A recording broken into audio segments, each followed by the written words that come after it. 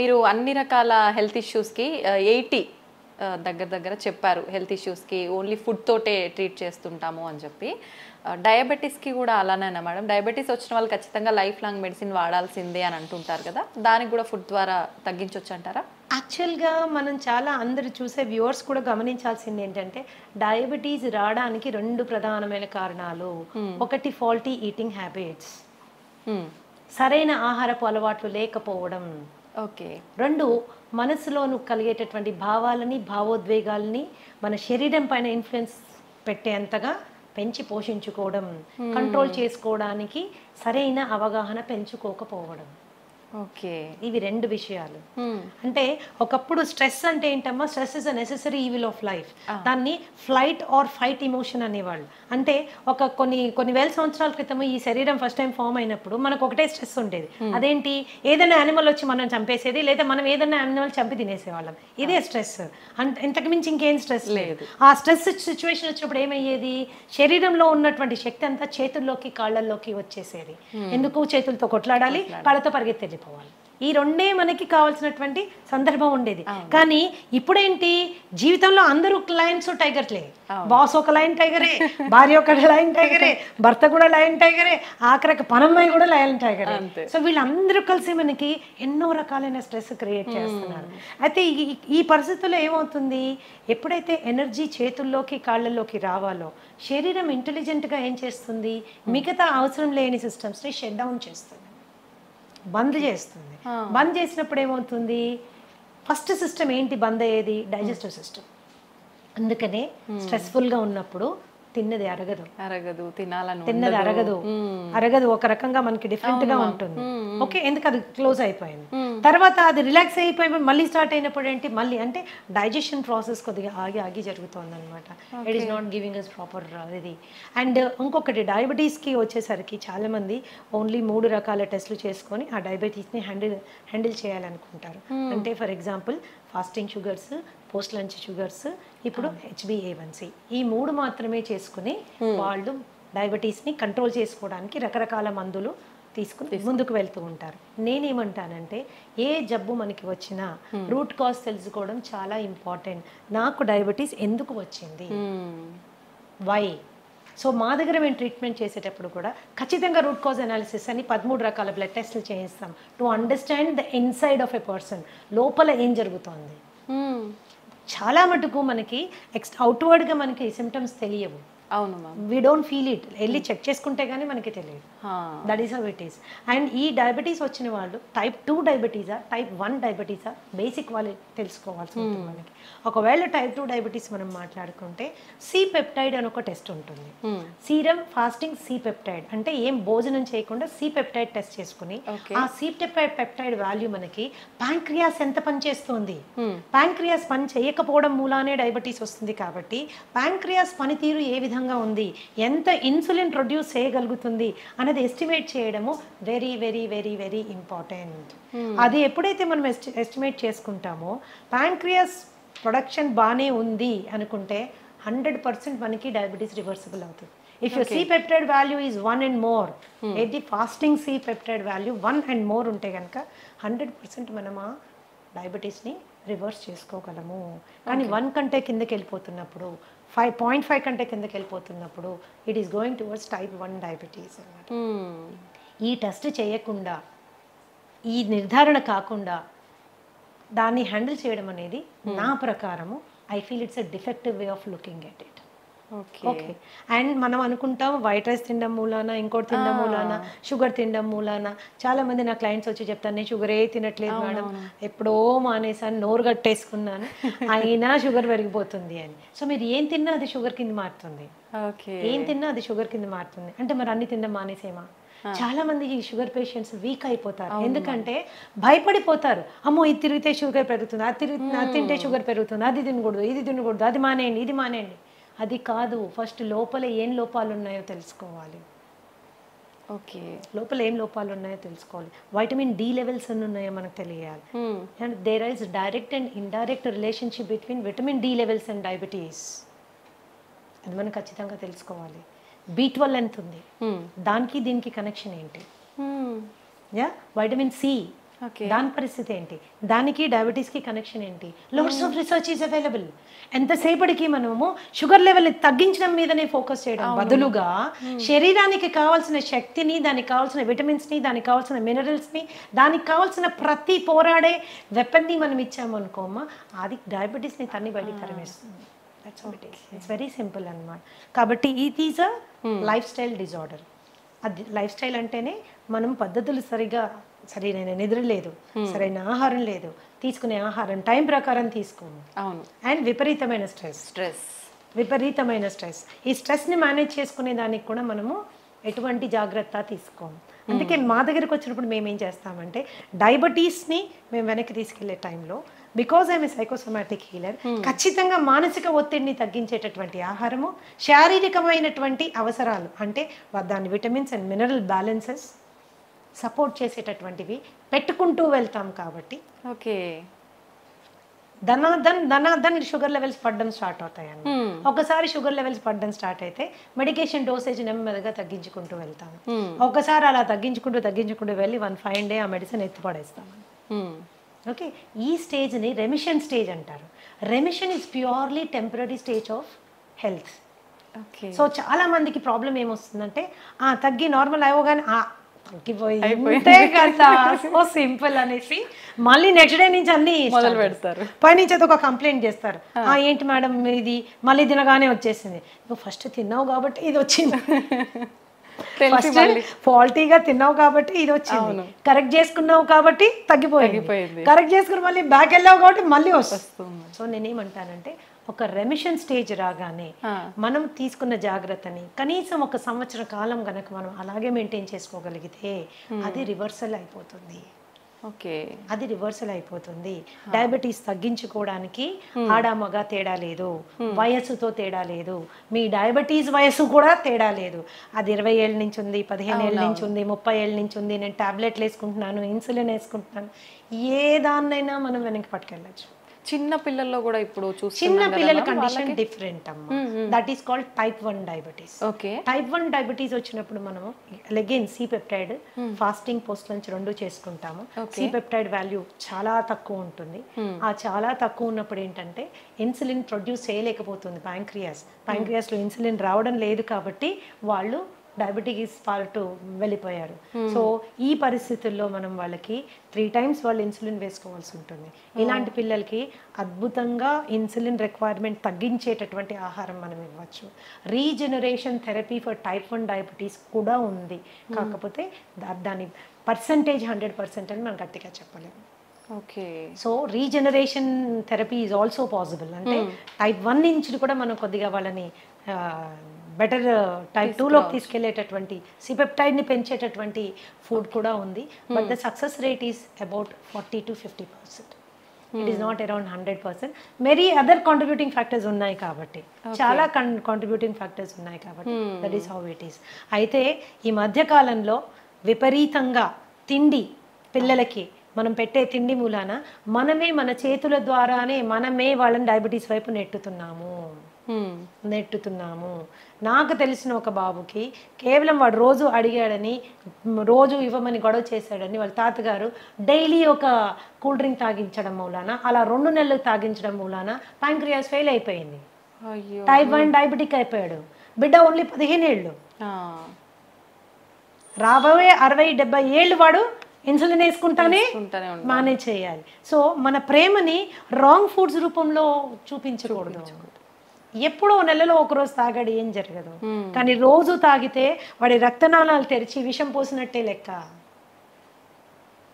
Junk food is like that. And రీసెంట్గా మా దగ్గర వచ్చిన ఒక బాబు, హీస్ 21 years old, అండ్ ఇంట్లో ఎవరికి డయాబెటీస్ లేదు, ఇంట్లో నుంచే బాక్స్ తీసుకెళ్తాడు, తల్లిదండ్రులు అన్నీ చేసి జాగ్రత్త చూసుకుంటాడు. అయినా రావడమే 500 షుగర్ వచ్చేసింది. ఏంటి అని ఎంత అడిగినా చెప్పలేదు. లేదు నేను ఏమి తిన్ను అని. తర్వాత ప్రత్యేకంగా పిలిచి అడిగితే రోజు ఒక షవర్మా తింటాడు. షవర్మా తినడం వల్ల షుగర్ ఫెయిల్ అయింది, డైజెస్టివ్ సిస్టమ్ ఫెయిల్ అయిపోయింది. మయోనీస్ లోపల ఉంటుంది, దాంట్లో పిచ్చి రిఫైన్డ్ ఆయిల్ వాడతారు. అందులో రోడ్ సైడ్ వాడే రిఫైన్డ్ ఆయిల్, అది ఎక్కడి నుంచి తెచ్చి వాడతారో, ఎన్నిసార్లు వాడిన నూనెతో చేస్తారో మనకి తెలియదు. అండ్ ఆ షవర్మా అండ్ ఇంకొకటి ఫ్రాంకీ చెప్పాడు నాకు, 2 చెప్పాడు. ఫ్రాంకీ మైదా రొట్టెలో మళ్ళీ కాల్చిన మాంసం అన్ని పెడతారు దాంట్లో. సో టేస్ట్ చాలా బాగుంటుంది, నేను కాదన్నాను. కానీ దాన్ని రోజు తినడం మూలాన దట్ ఈస్ అ కేస్. ఈ రోజు మేము ఎంతో స్ట్రగుల్ అవుతున్నాం. ఆ కేసుని టైప్ 1 అయిపోయాడు, ప్యాంక్రియాస్ ఫెయిల్ అయిపోయింది. That is how it is. So ఈ చిన్నవి ఫ్యాన్సీస్ మనం వాటిని సాటిస్ఫై చేయడము ఇంపార్టెంట్ అని ఎప్పుడు అనుకోకూడదు. ఫుడ్ విషయంలో ఇట్స్ రియలీ వెరీ ఇంపార్టెంట్. బయట మరి ఎందుకు బ్యాన్ చేయరు? వన్ ఆఫ్ ద స్టూడెంట్, ఒక చిన్న బాబు, ఎందుకు బ్యాన్ చేయరు ఈ కూల్ డ్రింక్ అని నన్ను అడిగాడు అనమాట. ఈ కూల్ డ్రింక్ మూల నాకు డయాబెటీస్ వచ్చింది కదా, దీన్ని ఎందుకు గవర్నమెంట్ బ్యాన్ చేయరు అంటే అది మన ఏరియా ఆఫ్ వర్క్ కాదు. ఏదైనా కూడా ఆహారం అనేది మితంగా తీసుకుంటే ఔషధంలా పనిచేస్తుంది, అమితంగా తీసుకుంటే విషమై మన ప్రాణాన్ని కబళిస్తుంది. Decision is in our hands. ఒకళ్ళు చెప్తే వచ్చేది కాదు, ఆ నిర్ణయం మనం తీసుకోవాలి. మన బిడ్డలు కూడా అటువంటి చక్కటి విచక్షణ జ్ఞానంతో ముందుకెళ్ళాలంటే ఆ అవగాహన మనం కల్పించాలి. That is very important. అవును మ్యామ్, నిజంగా. మ్యామ్, మన గట్ ఫ్రీగా ఉండేటట్టుగా చూసుకుంటే మనకు చాలా రకాల ఆరోగ్య సమస్యలు రాకుండా ఉంటాయని చెప్తూ ఉంటారు. నిజంగా గట్ ఫ్రీగా ఉండాలంటే ఎటువంటి ఆహార పదార్థాలు తీసుకోవాలి? Gut is a very big subject అమ్మా. I will tell you, it's a very big subject. గట్లో మనకు ఉండేటటువంటి 4300 రకాలైన సూక్ష్మ క్రిములు ఎప్పుడు కూడా మంచివి చెడ్డవి ఒక బ్యాలెన్స్లో ఉండాలి. ఆ బ్యాలెన్స్ అవుట్ అయితే గట్ డిస్బయోసిస్ అంటారు. ఓకే, అండ్ ఈ గట్కి బ్రెయిన్కి ఉన్న యాక్సెస్ డిస్టర్బ్ అవుతుంది.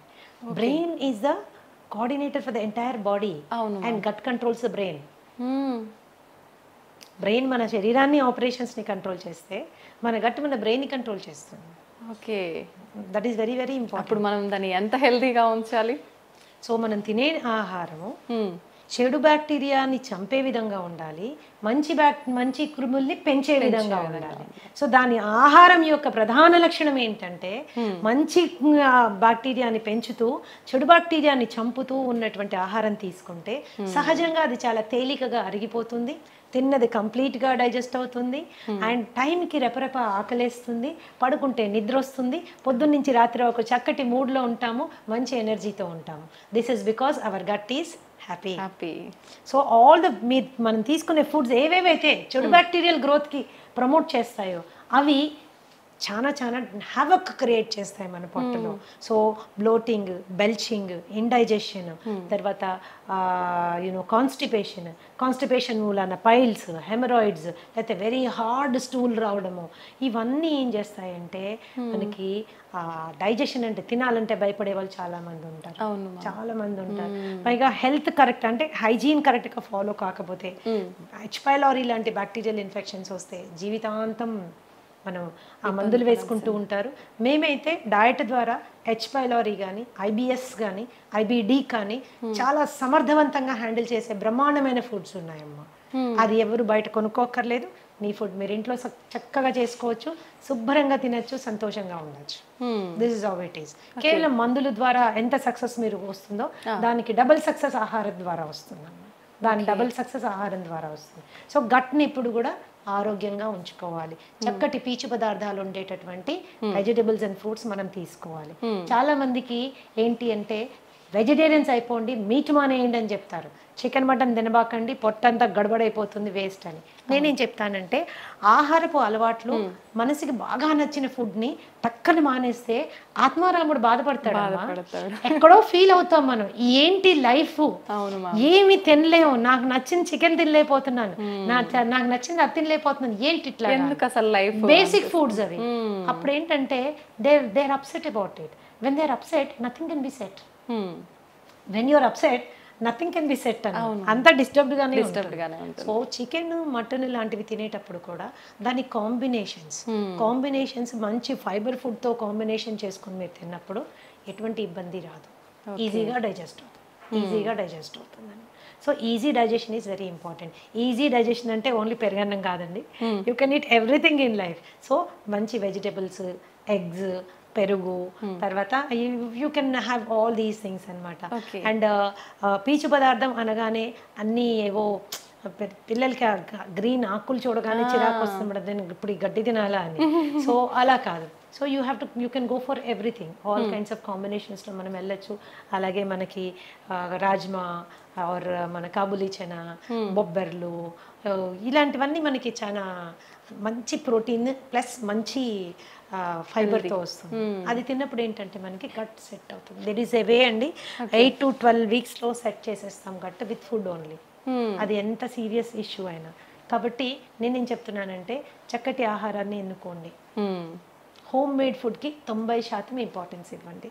పార్టీలు ఇంట్లో హోస్ట్ చేయండి, పార్టీలు ఇంట్లో హోస్ట్ చేయండి.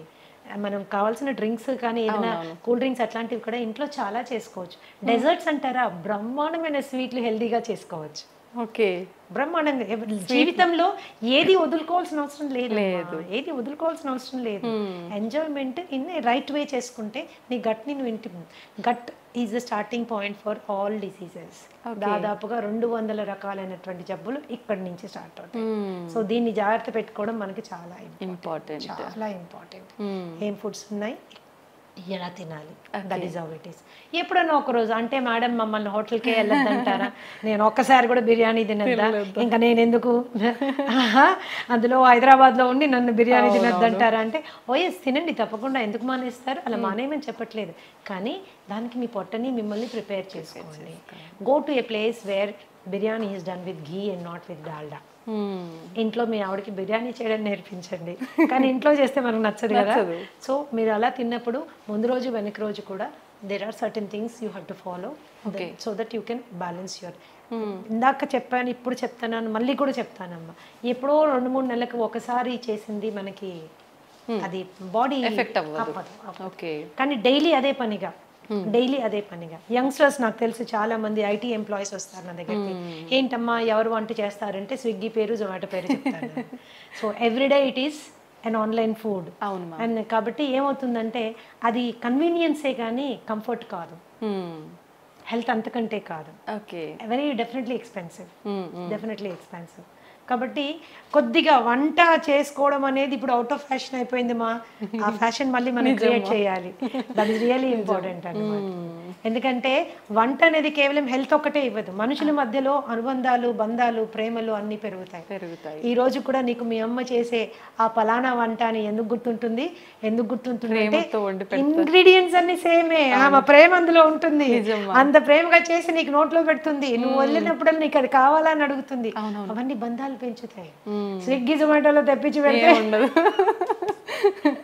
It won't create a feeling, it won't create a relationship. లేని రోగాలు తీసుకొచ్చిస్తున్నట్టే మ్యామ్. ఇంకా ప్రేమ కంటే ఇంగ్రీడియంట్స్ మనకు తెలియదు. టేస్టీగా ఉండొచ్చు, నేను అసలు కాదన్న, డెఫినెట్ గా టేస్టీగా ఉండొచ్చు, బట్ ఇంగ్రీడియంట్ మీద మనకి కంట్రోల్ లేదు. So that is how it is. Ma'am food ఎలా చేస్తున్నాము, ఏం తింటున్నాము, ఇది ఒక ఎత్తు అయితే ఏ టైంకి తింటున్నాం అనేది కూడా ఇంకొకటి, దాని గురించి చెప్పండి మ్యామ్.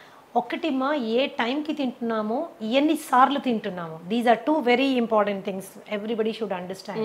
సో రీసెర్చ్ ఈరోజు there is loads of research ఏం చెప్తుంది అంటే snacking is the worst habit. పొద్దున్న బ్రేక్ఫాస్ట్ తిన్నాము, మధ్యాహ్నం లంచ్ తిన్నాము, రాత్రికి డిన్నర్ తిన్నాము, ఇది ఎప్పుడు మనకి ట్రబుల్ క్రియేట్ చేయదు.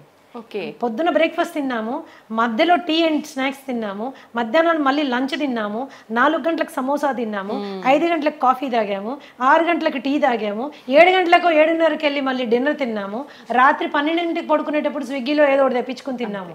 This is going to cause trouble. This leads to obesity. Extra calories మూలన వెయిట్ పుట్ ఆన్ అవ్వడం స్టార్ట్ అవుతుంది. వెయిట్ ఒకసారి పుట్ ఆన్ అయ్యారంటే ఒబెసిటీ అనేది ఏంటంటే ప్రపంచంలో అన్ని కండిషన్స్ కంటే అతి దారుణమైన పరిస్థితి. కొన్ని millions of people are dying because of obesity, అధిక బరువు మూలాన. Okay, so this is very important. ఏ రోజైనా ఇప్పుడు మీరు ఆ మధ్యలో తినే స్నాక్స్ని కట్ చేయండి, న్యాచురల్గా స్లిమ్గా అవ్వడం స్టార్ట్ అవుతారు, ఫేస్ కాంతివంతంగా అవుతుంది. Snacks will do a lot of. ఒకవేళ స్నాక్ తినవలసిన అవసరం వస్తే హెల్తీ ఆప్షన్ చెక్ చేసుకోండి, హెల్తీ ఆప్షన్ తీసుకోండి. ఎప్పుడైతే మీరు బాగా డీప్ ఫ్రైడ్ మైదాతో చేసినటువంటి సమోసాస్, కచోరీస్ ఇలాంటివి తిన్నారనుకోండి, తిన్న 10 నిమిషాల లోపల సివియర్ డిహైడ్రేషన్ అవుతుంది. దాహం వేస్తాం. ఆ దాహమే కానీ మనం ఏం చేస్తాం, కూల్ డ్రింక్ తాగుతాం. ఈ కూల్ డ్రింక్ తాగితే ఏమవుతుంది, బొచ్చడంత sugar will go into your bloodstream. There is a spurt, sudden గా రేజ్ అవుతుంది, అవసరం లేని క్యాలరీస్. ఆ టైంకి మీరు టెంపరీగా ఎగ్జైటెడ్గా ఉంటారు. తర్వాత ఏమవుతుంది, 15 నిమిషాల లోపల ఈ రైజ్ అయింది టక్ అని పడిపోతుంది. It causes irritation, anxiety and depression. Okay, it is a cycle అన్నమాట. ఇది మన ఆలోచన విధానాన్ని, ఆహారపు అలవాట్లని, శరీర ఆరోగ్యాన్ని మొత్తంగా డిస్టర్బ్ చేసి పడేస్తున్నాను. సో ఆ టైంలో మీరు ఏదైనా హెల్దీ తీసుకోండి, ఫ్రూట్ తినడం అలవాటు చేసుకోండి.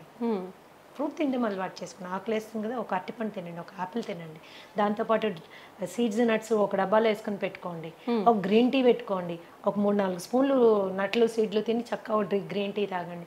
కడుపులో ఫీలింగ్గా ఉంటుంది, హ్యాపీగా ఉంటుంది, హెల్దీ కూడా.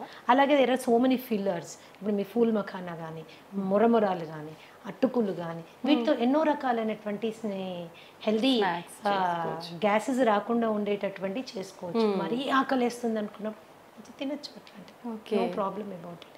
కానీ ఆ టెంపరీగా రోడ్ మీద దొరికే బజ్జీలు, పునుగులు అండ్ యూనో సమోసాలు, వాడెవర్ అన్నీ దొరుకుతాయి, అది మాత్రము స్కిప్ చేయాలి.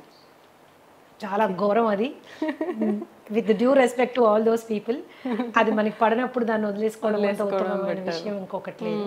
And night 7:30 to 8 o'clock is the best time to have your dinner.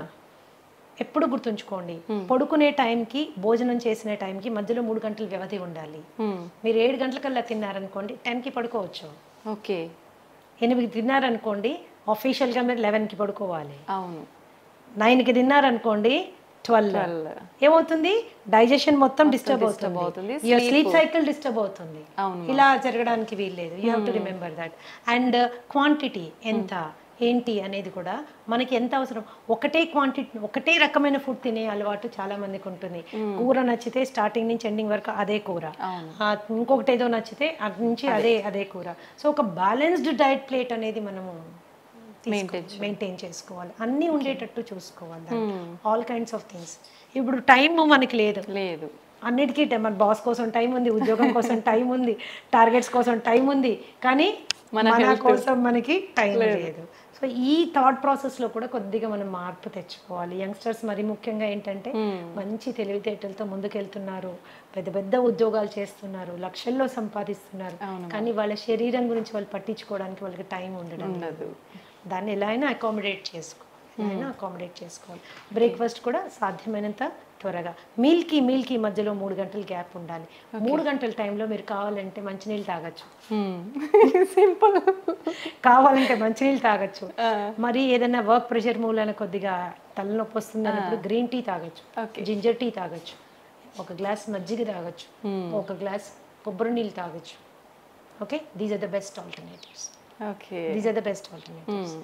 ఆ స్నాకింగ్ మానేసేయాలి. ఎస్పెషల్లీ డయాబెటీస్ ఉన్న వాళ్ళైతే మీరు స్నాకింగ్ మానేసిన వెంటనే మీకు కనీసం ఒక 10-20 యూనిట్లు షుగర్ తగ్గుతుంది అనమాట. Okay, that's how it is. These are the important factors you have to remember. ఎప్పుడు బ్రేక్ఫాస్ట్ చక్కగా హెవీగా తీసుకోండి, దానికంటే కొద్దిగా తక్కువగా లంచ్, లైట్గా dinner. So that you don't store all that on to yourself. And తినగానే పడుకోవడము, తినగానే అరగంటలోనే నడిచేస్తుంటారు, అలా చేయకండి ప్లీజ్. 1.5 hour గ్యాప్ వచ్చాక కానీ మీరు నడవడానికి వీల్లేదు. That is how it is. So ఇవి బేసిక్ మీల్ పీరియడ్స్ మీరు అండ్ మీకు నచ్చిన విధంగా మీరు తీసుకోవచ్చు. ఒక జనరల్ హెల్త్ ఫార్ములా చెప్తాను, ఒక general health formula which is good for everybody. So మనము ఇండియన్స్ ఏంటంటే especially south Indians starch oriented అంటే కార్బ్ ఓరియంటెడ్ డయట్లో మనం ఉంటాము. ఇప్పుడు మనకు అంతా రిఫైన్డ్ అండ్ పాలిష్డ్ ఫుడ్ కాబట్టి అది చాలా వరకు not doing lot of harm కాబట్టి ఒక చిన్న రేషియోలో మనం ఆహారం తయారు చేసుకోవచ్చు. ఏంటది, 20% ఫుడ్ కార్బోహైడ్రేట్. మీరు అందులో అన్నం తింటారో, ఒక పులక తింటారు, లేకపోతే ఒక జొన్న రొట్టె తింటారు, మీరు ఏం తింటారో ఒక 20% నుంచి 25% వరకు కార్బ్స్ వచ్చేటట్టు తినండి. అలాగే 30 నుంచి 35% వరకు please go for protein. Okay, గుడ్లు, పన్నీరు, తోఫు, చికెన్, తర్వాత మటన్ కూడా తీసుకోవచ్చు. మనం అంటే ఎవ్రీడే కాదు, జనరల్గా చెప్తున్నాను, అన్నీ ఇలా మీరు తీసుకోవచ్చు. అండ్ అట్లీస్ట్ 40% ఎనర్జీ కొవ్వులోంచి వచ్చేటట్టుగా మీరు డైట్ని మోడిఫై చేసుకుంటే, నెయ్యిలోంచి, కోకోనట్ ఆయిల్లోంచి, అవకాడోస్లోంచి, ఎస్ మనం తీసుకునే నట్స్ అండ్ సీడ్స్లోంచి మనకి ఎనర్జీ వచ్చేటట్టు పెట్టుకుంటే ఏమవుతుంది, it will balance your metabolism అనమాట. And especially lifestyle disorders like you know BP కానీ, షుగర్ కానీ, ఇలాంటివి, థైరాయిడ్ కానీ, ఇలాంటివి రాకుండా మనము సేఫ్ గార్డ్ చేసుకోవచ్చు. ఎప్పుడు కూడా జీరో కార్బోహైడ్రేట్ డైట్ ఎవరు తినకూడదు.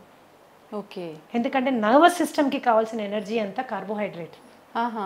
ఓకే, నర్వస్ సిస్టమ్ కావాల్సినంత ఎనర్జీ కార్బోహైడ్రేట్. మీరు అసలు కార్బోహైడ్రేటే లేదనుకోండి, దెబ్బతింటుంది. That's going to cause lot of harm అన్నమాట. జీరో కార్బోహైడ్రేట్ డైట్ ఎప్పుడు తీసుకోవద్దు. చాలా మంది చేసేస్తుంటారు, డైట్ అన్ని మానేస్తారు, ఉట్టి వెజిటబుల్స్ మాత్రమే. అందులో కూడా కొద్దిగా కార్బోహైడ్రేట్ ఉంటుంది, కానీ మనకు కావాల్సింది సరిపోదు అది. ఓకే ఓకే, మేము క్యాన్సర్ పేషెంట్స్కి కూడా 10-15% కార్బోహైడ్రేట్ పెడతాను నేను. ఓకే, బికాస్ నర్వస్ సిస్టమ్ మనము మేనేజ్ చేయాలి, బ్లాక్అవుట్ అయిపోతాం లేకపోతే. ఓకే, ప్రోటీన్ కూడా విపరీతం ప్రోటీన్ తీసుకోకండి. అరకిలో చికెను, అరకిలో మటను, లేకపోతే ఒక డజన్ గుడ్లు, కొన్ని డైట్స్ నేను విన్నాను. ఇవేమవుతుందంటే మనకుండే కిడ్నీ ఎంత ఇంత, దాని మీద ఎంత లోడ్ వేసింది కిడ్నీ, ప్రోటీన్ ఫిల్ట్రేషన్ ఎక్కడ జరుగుతుంది, కిడ్నీలో జరుగుతుంది. లోడ్ వేయబాకండి, పీస్ఫుల్గా మీ డయట్లో 30-35% మీరు ప్రోటీన్ పెట్టుకోండి, మిగతా అదంతా ఎనర్జీ ఫ్యాట్లో వచ్చేటట్టు పెట్టుకోండి. కనీసం 40 నిమిషాలు ఏదన్నా మీరు జీవితాంతం చేయగలిగిన ఎక్సర్సైజ్ చేయండి. Any exercise which you can do always, అలాంటి ఎక్సర్సైజ్ చేయండి. సాధ్యమైనంత వరకు ప్రశాంతంగా ఉండే ప్రయత్నం చేయండి. That's how it is. It is a simple formula for health అన్నమాట. ఓకే, నిజంగా చాలా సంతోషం మ్యామ్. ప్రతి ఒక్కరికి కూడా మనము ఫుడ్ చేంజ్ చేసుకొని ఒక బ్యాలెన్స్ డైట్ మెయింటైన్ చేస్తే హెల్తీగా ఉంటాము అనే ఐడియా ఉంటుంది. బట్ అసలు ఏం తీసుకోవాలి, ఎలా తీసుకోవాలి, ఎంత మోతాదులో తీసుకోవాలి, ఇది ఒక పెద్ద సమస్య మ్యామ్. నిజంగా మీరు ఎంత క్లియర్గా, అంటే ఎంత మాకు వద్దు అనుకునే వాళ్ళు కూడా కూర్చొని విని బ్యాలెన్స్ అది ఫాలో అయ్యే విధంగా చెప్తారు మ్యామ్. చేసుకోవాలి.